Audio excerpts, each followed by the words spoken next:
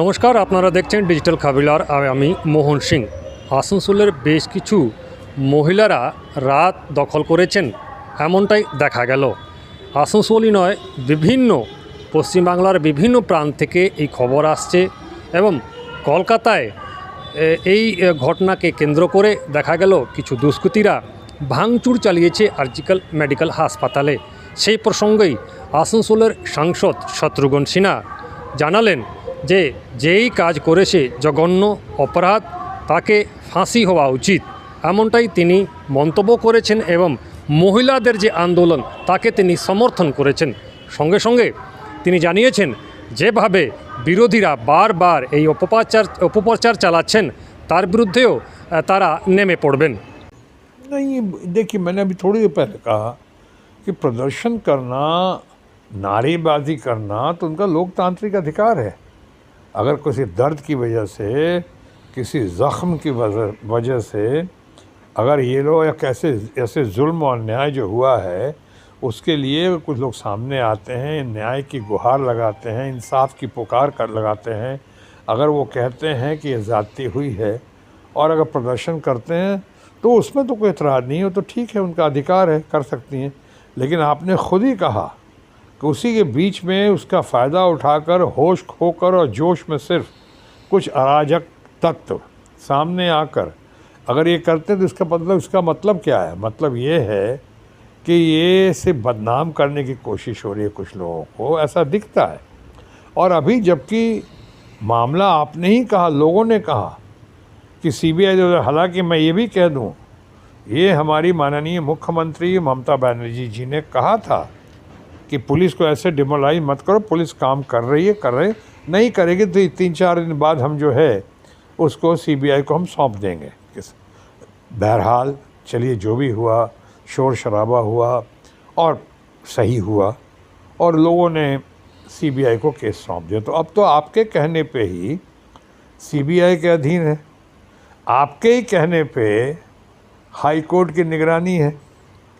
तो अब ज़रा सा थोड़ा इंतज़ार करें। मैं जानता हूँ इस क्षति की पूर्ति नहीं हो सकती है, हमारी बच्ची के साथ जो लौट के नहीं आ सकती है, वैसा जघन्य अपराध हुआ है, उसकी माफ़ी नहीं है और मैं जानता हूँ कोर्ट माफ़ नहीं करेगी। हमें पूरा विश्वास है, जैसा मैंने कहा, उसको ऐसे लोगों को फांसी की सज़ा भी शायद कम होगी, हार्शेस्ट पनिशमेंट मिलना चाहिए, इसमें इस दो राय नहीं है। लेकिन साथ ही साथ एक बात और कहना चाहता हूँ, ये जब ममता बनर्जी जी की सरकार या अपना ये तृणमूल कांग्रेस की सरकार जब होती है तभी इतना हंगामा, शोर शराबा। आपको याद होगा यहाँ पे कोई मिसेस मल्लिक थी, तापस मल्लिक या क्या, ऐसे लेडी के साथ वहाँ उसमें सज़ा भी हुई थी। उस समय ऐसा हंगामा क्यों नहीं हुआ? उस समय भारतीय जनता पार्टी के लोग कहाँ थे? हमारे दोस्त लोग जितने हंगामा करते हैं, जब हाथरस में इतना बड़ा जघन्य अपराध हुआ उस वक्त कहाँ थे?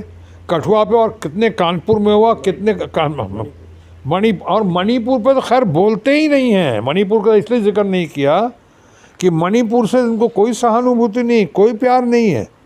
मणिपुर के कम से कम अपनी आवाज़ उठा के अपने माननीय प्रधानमंत्री को कहते कि आप सर कुछ बोलिए इस पे। ये क्या पूरा देश देख रहा है, दुनिया देख रही है। तो आप मैंने डबल स्टैंडर्ड नहीं है, कई स्टैंडर्ड आपने कर दिए अलग लोगों के लिए। आप बोलते हैं डबल इंजन की सरकार, आपकी डबल इंजन की सरकार बहुत जगह नहीं है, बल्कि ट्रबल इंजन की सरकार है। और डबल इंजन की सरकार जिसको आप कहते हैं वो डबल ट्रबल की सरकार है और उसमें कुछ नहीं चल रहा है। और आप हल्ला करने, इनका हुआ है, इस सरकार में हुआ है, हालांकि जो हुआ है बहुत निंदनीय है, बहुत शर्मनाक है, बहुत दर्दनाक है, बिल्कुल नहीं होना चाहिए और आगे तो बिल्कुल नहीं होना चाहिए। लेकिन उसके लिए ये तो नहीं है कि आप सीधे ममता जी का इस्तीफ़ा मांगेंगे। तो क्या हम लोग सब मिलकर और यहाँ के लोग मिलकर माननीय प्रधानमंत्री का इस्तीफ़ा मांगें?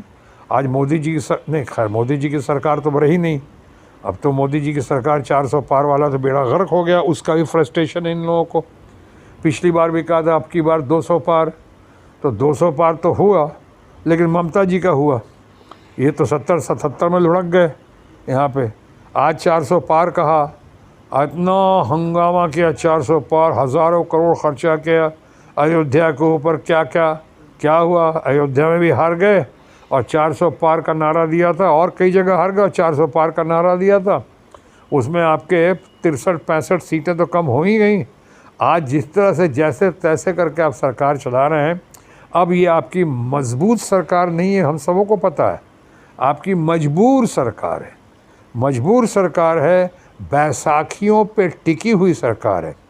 तो अब तो कम से कम होश में आइए, हमारे मित्र हैं आप, माननीय प्रधानमंत्री।